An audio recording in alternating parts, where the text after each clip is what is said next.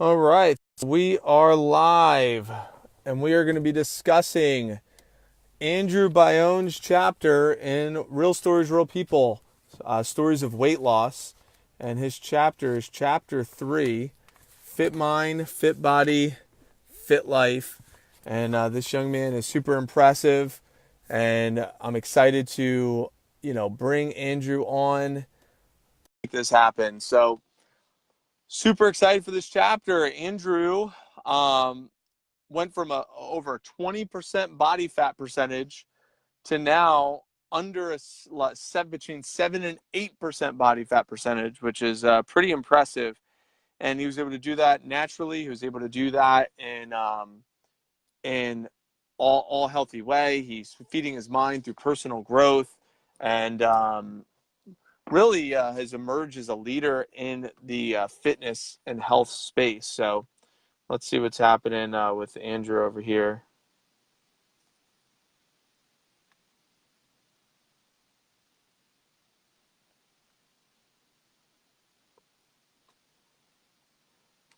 So it says adding. We're still waiting for Mr. Andrew Bayon. But what's kind of cool is all the proceeds from this book, 100% went to goes to PB&J for Tampa Bay to help us continue to feed the homeless. So a lot of a great cause to help those that are a little bit less fortunate.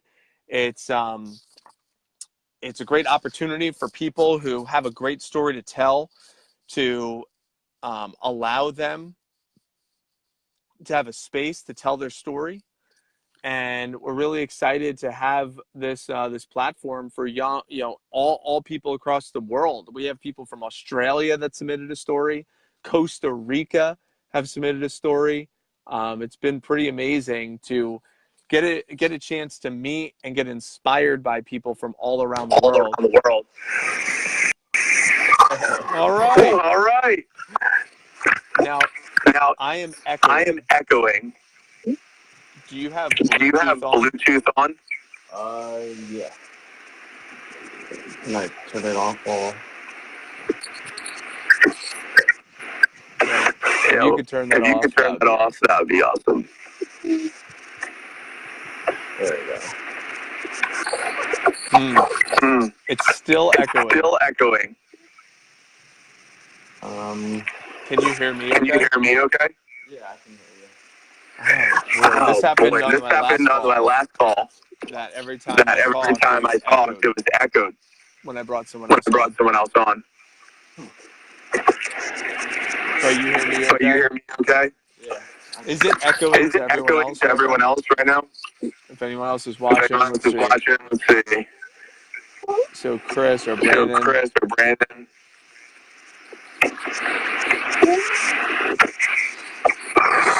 Super loud on my end. Yeah, Chris says it's echoing.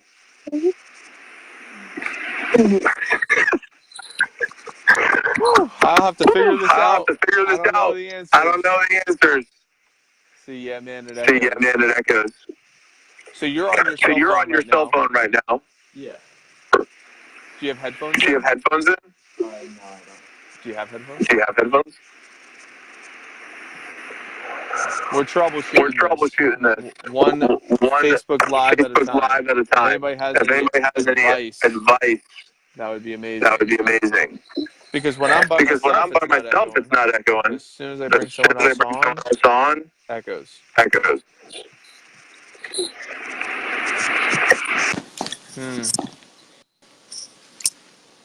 How's that? I don't know. Yes. Can you hear me? Yeah, that's it. So wait, does that not echo anymore, Chris or Brandon? If you guys are still out there? You can hear me okay? No echo right now? If you are able to respond, I know, Chris, you were driving, but it's no echo. Nice. Yes, Brandon, thank you. Excellent. Thanks, guys. We did it. We did it, Bayon. But hey, I appreciate the lesson. So now I know two things. I got to tell everyone to turn their screen lock off so that way their phone could rotate. and they got to have headphones in. Now we know two things. Thank you for the troubleshoot, and I'm super pumped for the convo, man. You've been, we really haven't talked since you submitted the story, at least in a full dialogue and full conversation, and I love your story in the book. It's really cool to see. You were kind of skinny fat. It's fun to watch you go from skinny fat to, like shredded, ripped, under 10% body fat percentage. And it's really fun to hear your influence on social media with how much wisdom and knowledge that you've been able to develop and create over the last couple of years as well. See, I've known you in your Cutco days, selling Cutco and being the, college kid and, good sales rep and running your Cutco business. But since then, I mean, you're all grown up, man. You've been doing a lot of really cool things. So I'd love to just kind of create the space in the conversation first and foremost of where did your excitement for health? I mean, you obviously submitted a story for weight loss. Yeah. Where do you think this excitement, this passion, came from for wanting to get healthy? I mean, this going from like that skinny fat to let me get really fit, my mind, my body, my life. Like, talk to us a little bit about that. I'm curious. Yeah. So I think the easiest way to explain it is when I was younger as a kid, it wasn't in elementary school and middle school, I wasn't skinny fat. I was actually fat. So I was made fun of for my weight in elementary school and middle school. It affected me in soccer. Like I was even bullied at times. Like I was actually fat. And Were you the goalie? yeah, I was the goalie when I was in elementary and middle school, and then high school I started to move up from there. Dude, I was the fat kid too, man. They put me at goalie. I was really good. I was really good, but I was definitely the fat kid at goalie. So, yeah, I hear you on that, man. And that's tough. It's tough because kids are cruel. Kids they don't have a filter and they just kind of tell you. It's like, yeah, they tell you how it is, and especially in that middle school age range. Yeah, so I didn't know that. I didn't realize that you were overweight. So go ahead. So you're overweight in middle school, and then was there like a turning point there when you were like, from the fat kid to, all right, let me not be the fat kid anymore? Yeah, so there was one, I would say I met, I guess, kind of my first kind of mentor, Eric. He was the one that started to get me to go to the gym. And I think a mix of that, mix of staying active. See, I could be the one, like I would go to the pantry and I could eat a whole bag of Oreos. I could eat a whole bag of chips. Like I could eat a lot. And it wasn't until high school that when I started actually going to the gym that I started to get a little skinny. Now, obviously I didn't make any huge changes in high school. That was just kind of like getting older, growing up. It was kind of like everything combined. I actually got skinny. And then when I went to college, I was like skinny fit, but it wasn't like a lot. But then fast forward 2-3 years after college and Cutco and all that, there was so much going on in my life between Cutco, between school, and there's a lot going on personally as well, that all this time that I spent 6 years prior going to the gym, I started making excuses. I stopped going to the gym. I started going to fast food. Even when I was branching, one of the worst things I would do is I wouldn't cook. I would go and get fast food. And it took a year or two for it to kind of build up to where I got skinny fat. And then it was, I think, 2015 in December. I remember this literally so vividly. And I woke up one morning, it was like after Christmas, it was like 28th or something. And I walked in the bathroom and I had this huge like feeling of, it was like a mix of regret, disappointment, and just unhappiness with seeing myself.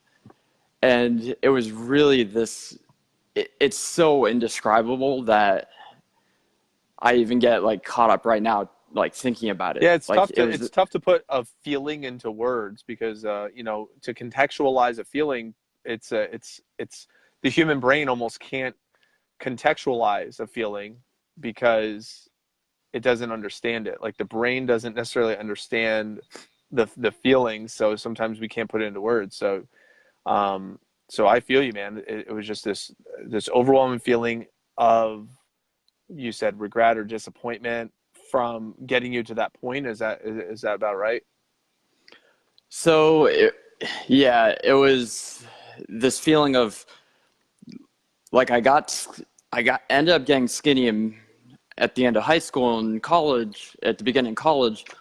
But then after all this, like I ended up getting back and being overweight. And it was just like, how did I get to this point?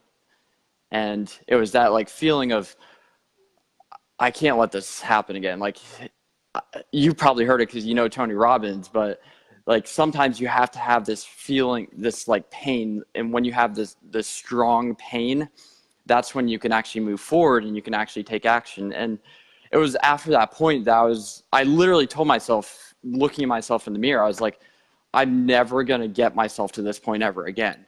And I asked myself, what do I have to do? What do I have to learn to never reach that point again? And it was That literally in that, threshold. yeah. So it was in that moment when it just kind of, the switch kind of turned, basically.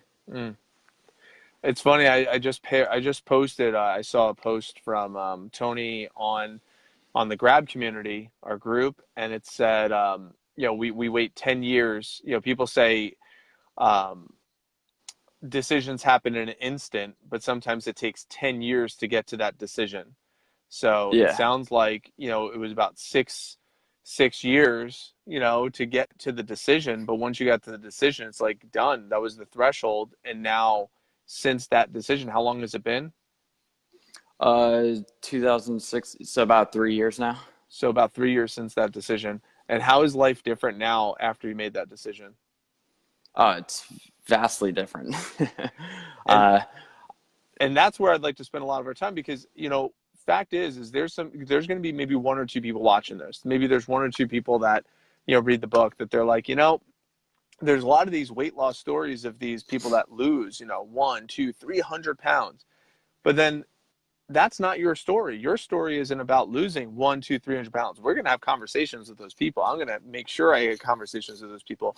But I think more people relate to your story than anything, where it's like, it's not like I was like obese, but I was just like, my mind and my body weren't like synced up. Like I was eating bags of Oreos and I was eating fast food consistently. Like I wasn't treating my body right, and therefore I really wasn't treating my mind right because I was having all these excuses. But you reached this threshold. I was like, no more, never again. I'm going to move past this.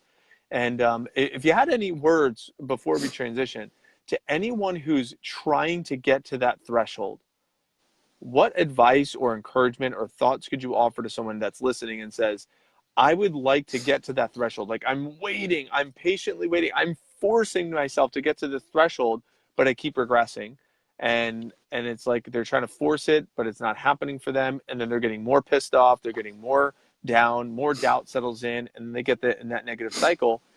What advice would you give to them to get them to that threshold or understand that threshold a little bit better?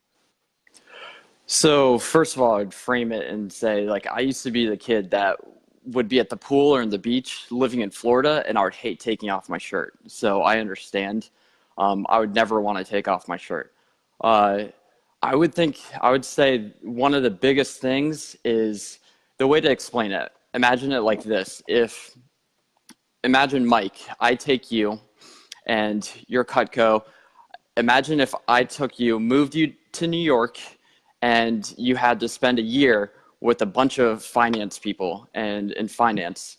And for that year, that's the people you talk to. That's the people you're around in the morning, at night. Those are the people you hung out with. You think after a year, you would end up being a really good financial guy, right? Would you probably say there? I would definitely be better than I was a year prior, for sure. So that kind of frames the whole, your environment has a much stronger impact on you than what most people, even myself, would like to account it for. The people you surround yourself, where you live, who you live with, your environment is a huge impact on your overall happiness and everything. And that's a big deal, because if you live in an environment of people who are unhealthy as well, you're a sum total of the 5 people you hang around with the most. So if they're unhealthy, there's a good chance you will be too. So the biggest thing is you have to change your environment. And it's really hard to say because you don't exactly know everyone's situation. So I can't say what will work and what won't. But for this, like, something super simple is you just stop buying certain foods. And for some people that's hard, some people it's easy. But if you don't buy potato chips, if you don't buy ice cream, if you don't buy pizza, it's a lot harder to eat it. Now, granted, you can order pizza, but changing your environment is the biggest thing. And the people who are around you have to support your cause, because the first year that I went through this, I didn't really go out. Like, I really kind of like went internally, and for some people that won't work, but you can change the environment of the food that you have in your house. You can try to have your spouse or your boyfriend or girlfriend or your family, and you can try to make it a goal together, because at the end of the day, if you're doing this alone and they're doing something else, it's gonna clash a little bit. Yeah, that's so rich, because it's true. Your environment matters. I know my wife and I did like a 60-day challenge of keto and like our own version of it. And as soon as we said no more carbs, it's like we went into the pantry, we went to the fridge and brought everything to my office and just gave everything to my team. I was like, all right, this is all carbs. I can't eat any of this for the next 60 days. So it's yours. And it's true. So change the environment, change access, what you're allowing yourself to have access to. And I also think it's important what you said about the people you surround yourself with. So if you're in a position where you want to get healthy, or you want to get rich, money, you want to get, stronger relationships, if you surround yourself around those people, based upon what you're saying here, you surround yourself around people that have what you already want and they're already doing it, you're more likely to position yourself to have the type of outcomes that you want to have as well, just because you changed your environment. I love that. That's really rich, man. That's a great piece of advice for anything in life, not just weight loss. So love that. So talk to us now. So anybody that's listening, they make the decision. They're like, I'm done. I'm fed up. I'm going to change my environment. I'm going to change, everything. I'm ready to move forward. You weren't just going to the gym. From reading your chapter in your book, I mean, you were immersing yourself into some personal growth, some serious personal growth. And if I read it correctly, you were kind of in a financial spot where you didn't have the funds to purchase that much personal growth, but yet you were still finding a way to feed your mind so that way you can continue to show up the right way for your body. Can you kind of speak to that, if I have that correct? Or Yeah. So financially, I was in a great spot, and uh, yeah, buying a book on Audible, buying a book anywhere was just kind of like why was I spending money there when I needed it for this or that? And I was in that point where it's like, it was kind of like, why was I doing that? But then internally, I knew why I was doing it, and it was super important, because for that year, like, I think I took Aaron's 50 book challenge, and I ended up reading like 60 books that year. wow, what year was this? 2016? 2016, I believe. Yeah. Wow. You guys hear that? 50 books, 60 books in a year. Now, these are Audible books, so listening to them, or a mix of between listening and reading, or? So it was probably 80-20, 80% Audible, 20% reading, and then like the YouTube videos here and there. And here's the thing for me, the health thing went so deep and so internal that I was going to places like PubMed and researching studies. Like that was just kind of the frame of mind I was in. And I took it a little step further than I think most people will take. But yeah, personal growth was huge, and I can account a lot of who I am today. A lot of like I can wake up at 5 a.m. now, and 2 years ago, something like that was like a goal that I would make as a New Year's resolution. I was like, oh, I'm going to wake up at 5 a.m. because like Hal Elrod says to do it. You hear all these successful people doing it, so I'm going to do it. And I tried it, and it didn't really work, and now I'm able to kind of do it almost without a whole lot of effort. And you don't kind of see all the buildup immediately, but years down the road, that buildup starts to kind of show itself exponentially. So this is good too, because if you think about it, what you're saying is 2016, so 3 years ago, you set a New Year's resolution. You know, we could call it whatever you want, but you set this goal, this new found, okay, purpose for 2016. I'm going to read 60 books or 50 books, and you're an overachiever, so you do 60. So I can feed my mind the right way. And I'm also going to make sure that I know more. I'm not buying this fast food crap. I'm not eating the bag of Oreos anymore. Dig in internally. Start waking up early. And I'm assuming during that time frame you messed up a little bit. Yeah. So when you messed up, what was the conversation with yourself to not regress completely and just throw in the towel? I think for me, it was more of I knew my North Star. And it's really hard because there are other points in my life where I was like, okay, what is my why? People have heard Simon Sinek and all that. And you have to really know the deep, deep reason why you're doing it. And that point where I told you in 2016, where I really had that breaking point, that was kind of my North Star per se for the whole year. And any time where I did slip up, like I went out with friends or I had food, a lot of the times it was kind of, so some of the times there's planned slip ups. I had cheat days on the weekend where I allowed myself to overindulge a little bit. So there was some planning, but then there were times where I just kind of slipped up and I was like, well, one day doesn't make 7 days. One day doesn't make the 30 days in a month. One day is not going to really overall affect the next year. And I kind of just took it as, okay, fine, that's one day. So tomorrow it just means I have to go to the gym. I need to eat healthy. And don't get me wrong, I didn't go to the gym. First of all, I didn't go to the gym most weeks. I didn't go to the gym 5-6 days a week. I went to the gym 3 to 4 days a week for 45 minutes an hour. So this wasn't like me spending 2 hours a day in the gym. And I actually, for most people, I don't recommend it because it doesn't usually end up helping. And it's not you kind of sustainable push for yourself. some people. Yeah, that too. You know, some people, they're like, yeah, that sounds good. You know, I'm going to go 6 days a week, but then they go on one vacation, you know, or one trip, one business trip. And it's like 6 days a week is just almost not sustainable for some people to start that way. And 3 days a week for 45, 60 minutes, it sounds more achievable. Yeah. You can anyone can fit in 3 days a week. And for example, I took the same concept and my little brother, he was at 230 pounds. So he was actually overweight and he went from 230 to like 170 or 180 with just the same stuff.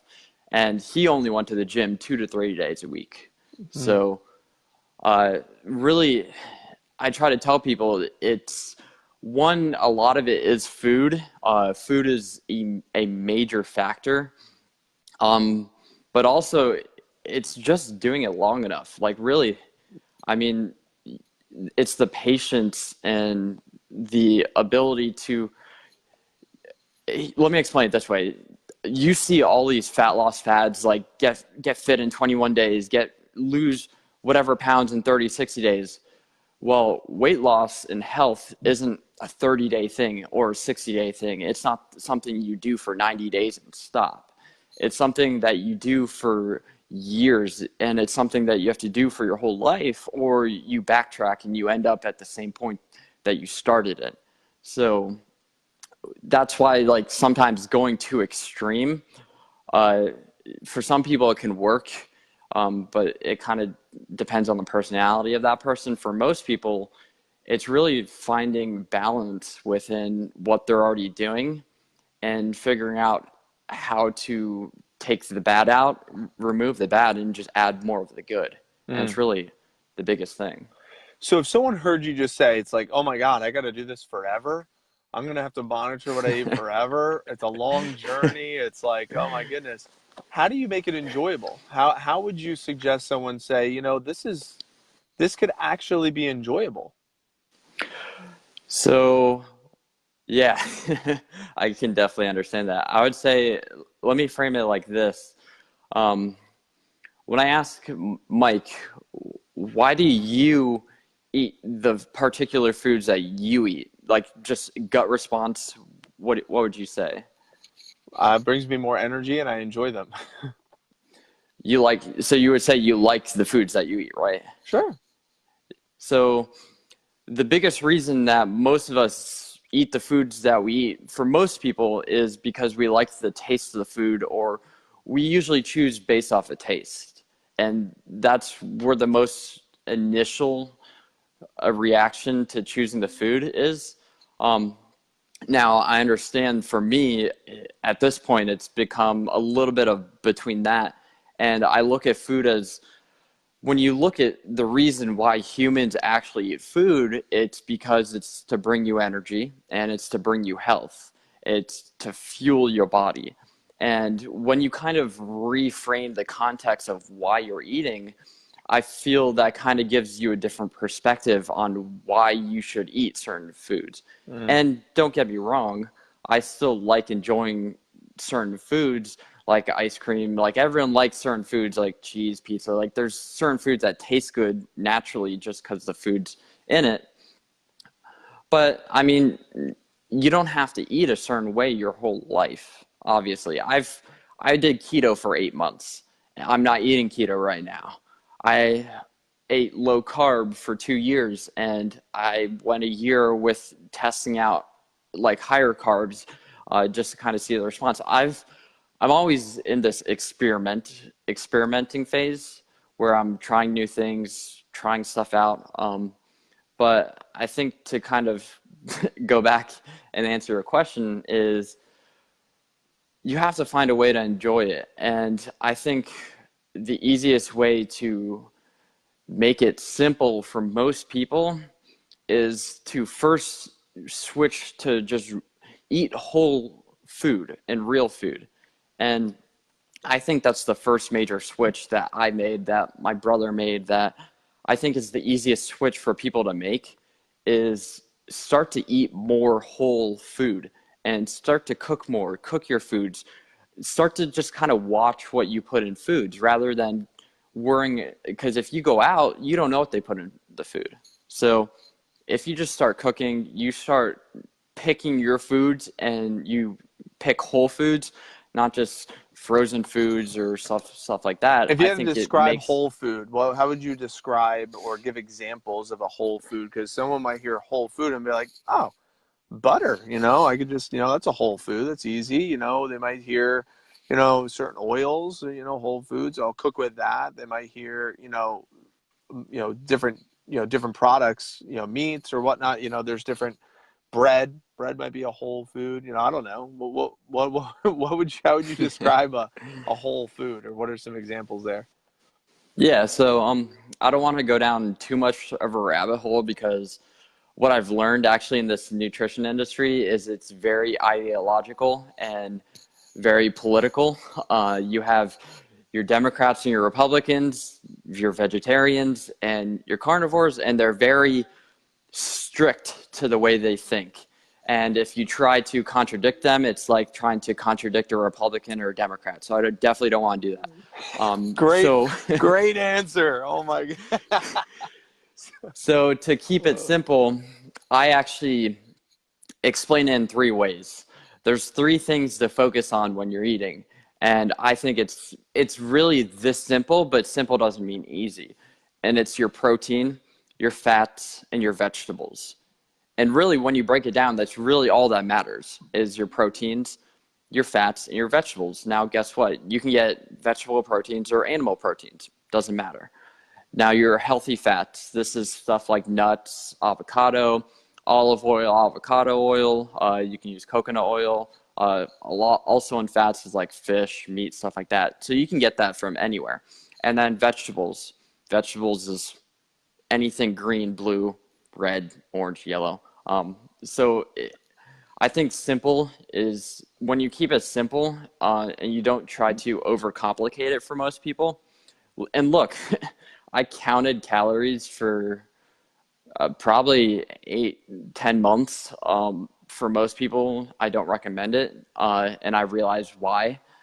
For some people who are in the fitness industry, it works, and they can count their calories. But you have your proteins, your fats, and your vegetables. When you put that in a meal, and that's what you focus on, you have food that fuels you. And that's at the core, I think, is the best way to look at what you should eat. I really like how you substitute carbs. I thought you were going to say carbs, but you swapped out carbs for vegetables instead. I really like that. I like that you said that because I was, because the macros are proteins, fats, and carbs. But you said Yeah. vegetables, which is awesome because a lot of vegetables have carbs. In fact, when I did the keto, I was like, wait, what? Broccoli? Even broccoli? Yeah. Kale? Kale? Oh my God. I was eating kale, spinach. I'm like, oh my God, all these greens as a vegan. I was vegan for 5.5 years, pretty strict. And I'm like, no, greens, I can't do green, and, keeping it under that 20 carb count. So I think that's really great for, basic fundamentals, your healthy fats, your healthy proteins, and your healthy vegetables. And if you just consume those and give yourself, 3 days a week of a 45-minute type of exercise and enjoy that process, see where that goes. So from a body standpoint, but then from a mind standpoint, you said you indulged in 60 books, audio and literature, Yeah. and soon some YouTube videos, and so feeding your mind as well during the same process, because we all know temptation will settle in. And when that temptation Hmm. settles in, it's easy to regress. So therefore, you said change your environment, which is to put yourself in around a circle of influence, a group of people that are on the same path as you, that know what your goals are, that know what your outcomes are. Make sure you're not spending money, because then you're spending money, which is using one resource to buy unhealthy food that doesn't serve you, to offset your energy, which is another resource, which is like, let me use this resource and also hurt this resource. You only get time, money, energy. It's like, yeah. So it doesn't make sense logically, but Yeah. in temptation, we settle in for that. So just don't give yourself permission, which is what you said. It's like, listen, I had cheat days. I had these days where I didn't do, so strict, but on the regular, if I had temptation settle in, I would just change my environment. And if you change your environment, it's not as tempting to indulge. If, like, kind of like what you said, if you're at the gym, like, put it this way: if I was at the gym and I showed up with a bag full of McDonald's and be like, "Yo, McDonald's," I'm weird. But if Yeah. I show up to a board meeting and everyone else is indulging in some McDonald's and they're all sitting there with their bellies hanging out of the desk and not really caring about their health, it's like, yeah, that's normal. So change the environment and you're gonna adapt to it. I freaking love that, man. That's so rich. Great content, Andrew. What are you I'm curious now, like, what are you up to now? What does your lifestyle look like? What is your you got the fit mind, you got the fit body, so 3-year journey from 2016 now to 2019. What's next for you moving forward now that you have this kind of fit body, fit mind, and what does this fit life look like? So that way people can see what their North Star could be once they kind of get some of this, adapt some of these philosophies. What would you say? What's next? So I would say it's affected me in so many different ways that it's almost kind of hard to put into words, because until you said it, I didn't actually realize every little thing of how it affected me. But just on a simple, like, day to day, for example, I go to bed at a much better time. I'm able to wake up earlier, easier, because when you do certain things, so going back to what you said, humans don't think initially, they don't act logically, we act emotionally first. And when you're surrounded with certain things, you're more likely to act emotional than you are to act logical. So when you create this environment that is a much more positive and rich environment, more positive and rich things come from that environment. And from that, like, here's an example. Like, I'm able to go to the gym, and I'm no way like saying this is good, but like there are some weeks where, because of my work, I've been really dialed down on work right now. That's my next step in my life. Talk to us about that. Let's talk about that. What is that next step for you? Because this mind, this fit mind, fit body, you've kind of conquered that. You know how to create that in yourself now. It's in your soul, it's in your spirit, it's in your body, it's in your mind. I want people to hear, okay, when I conquer this, I give myself permission to move forward with indulging in my business, indulging in my relationships. I see your posts on Facebook or social media. It's like, you got this beautiful girl, you got this beautiful life, you got this cool things going on, you got this business stuff going on. Talk to us about that, man. You're getting a lot of energy for these other parts of your life right now. Talk to us about those other parts of your life that now, once you get the mind and the body aligned, because that's what you spent the last 3 years doing. It's like, I got my body and my mind aligned, and now this is what I'm doing when they're aligned. What is that? Talk to us about that, man. I'm excited. I'm curious.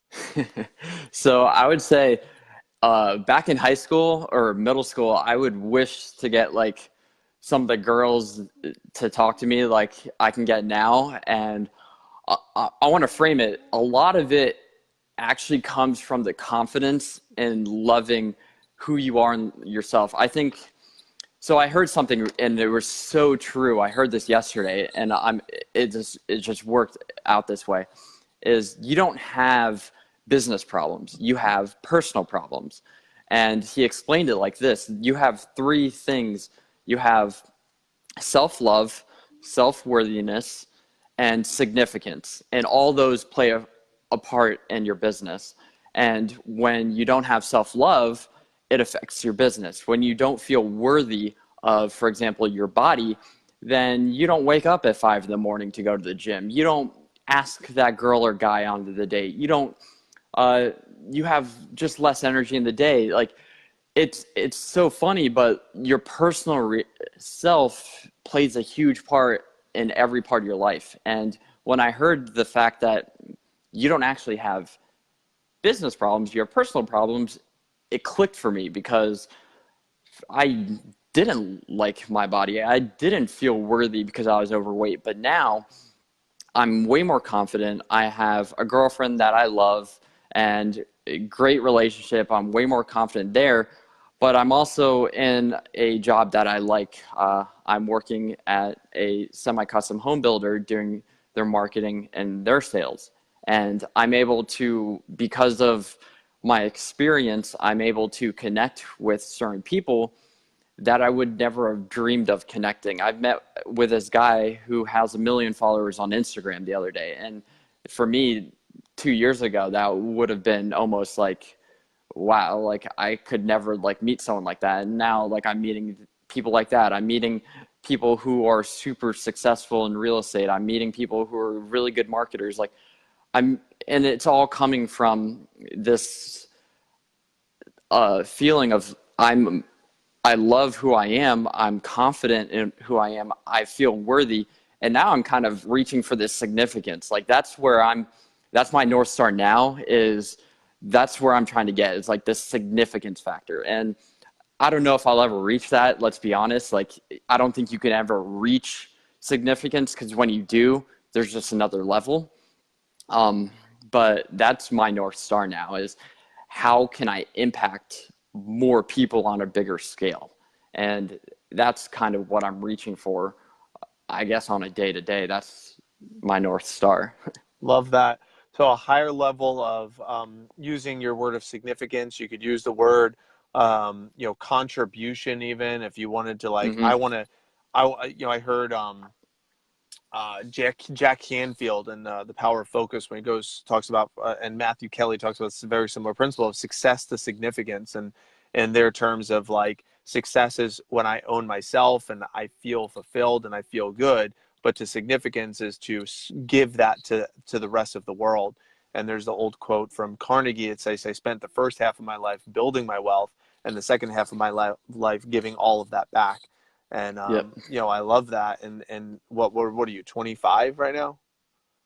24, but yeah, 24, yeah. almost 25. So 24, 25 years old. So it's really great for you to be enlightened enough right now at this chapter of life, saying, "Wow, I'm not just going to be self-centered." Self-centered has been the last 3 years to get my mind and get my body where I want it to be. And now that my mind and my body, I know they're there for me. I could, I know I could revisit them. I feel good. I feel strong, mentally, emotionally, spiritually, physically, psychologically. Now, let me get this. We could say money. We could say resources. We could say social equity, which is one of the things that you're really adding right now, is social equity by getting these influencers as a part of your circle. Once you get that, you're really going to position yourself to be in a very exciting place for your 30s, which is great, man. So kudos to you, brother.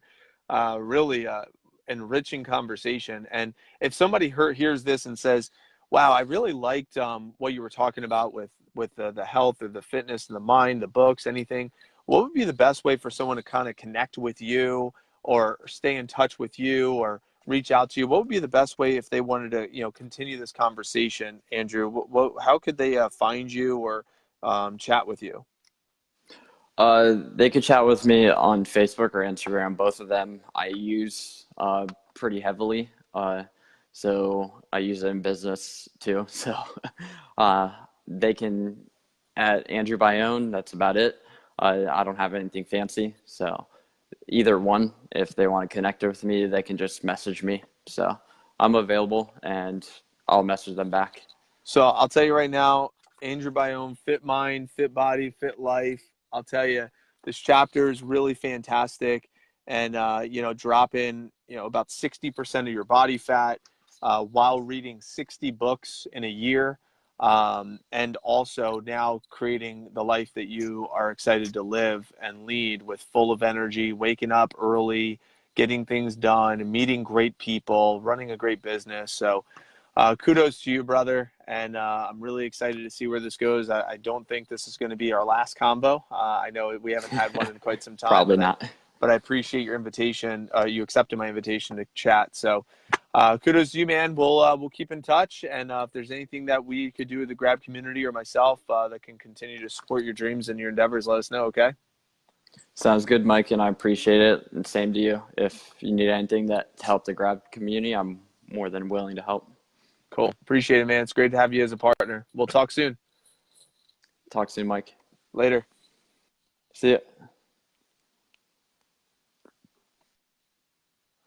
So just to kind of tie a bow on everything, just a reminder, all proceeds from this book goes to PB&J for Tampa Bay. We've provided just under 74,000 meals now.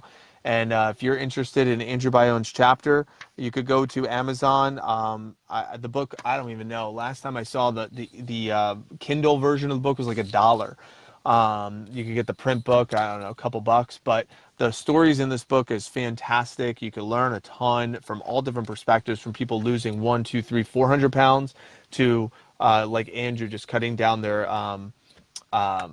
body fat percentage, and really understanding that the mind and the body and the spirit and the soul are all connected. And what a powerful message. So tune in. We will be back on Monday with Kathy Christian, talking about her story. And wow, she just launched a book. So if you really want to get the full story, you can read her book, Life is a Masterpiece. But we're going to be digging into her chapter and her story, talking about her sister's her sister was killed in a fatal car crash, and how Kathy handled that and dealing with the circumstance of having her younger sister die while running one of the most successful businesses in the company that she works with, which is Vector Marketing and Cutco. So, and keeping all of her dreams alive. I'm so excited about that story. Look forward to that. That'll be Monday afternoon at around the 4 o'clock hour. So have a great day. Thanks for joining in.